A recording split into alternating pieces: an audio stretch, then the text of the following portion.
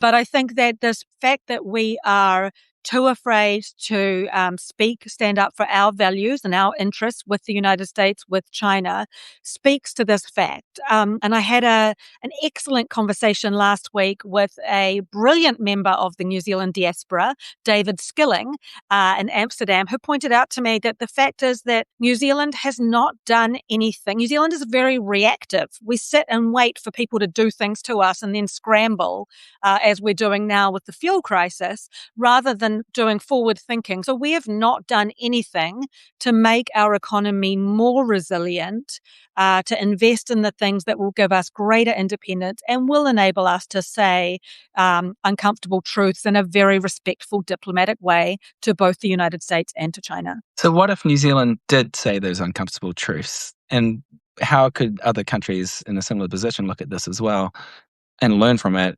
What strengths would it give us? What benefits would it give us to sort of risk upsetting either one of the giants in these cases?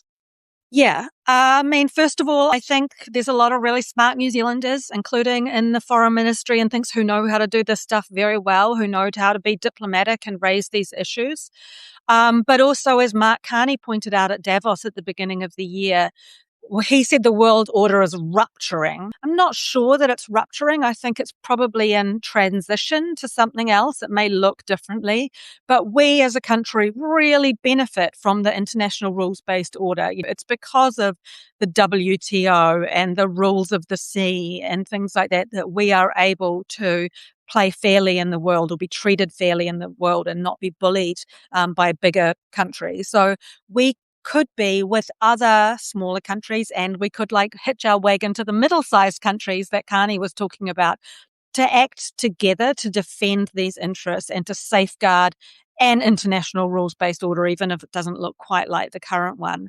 And doing things together, we share a lot of interests and a lot of values with these countries, and doing it together, I think, would insulate us in many ways. In the same way, in 2019, the government at the time, the Labour government, did sign a statement condemning human rights abuses in the Xinjiang region of China.